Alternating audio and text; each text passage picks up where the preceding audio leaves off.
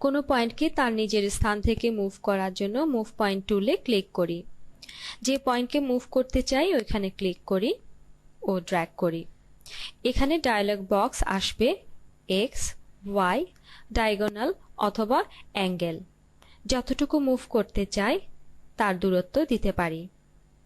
এখানে x A 1 inch O Y A 1 inch দিচ্ছি। তবে লাল লাইনের সাথে সাথে পয়েন্ট মুভ হয়ে যাবে।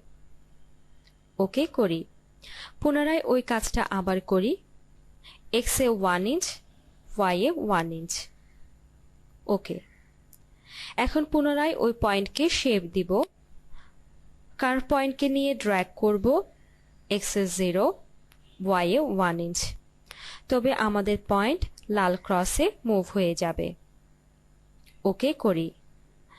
যখন কোনো লাইনে পয়েন্ট থাকবে না ক্লিক করি এবং ড্র্যাগ করি, তখন ওই পয়েন্ট তৈরি হচ্ছে এবং মুভ হচ্ছে।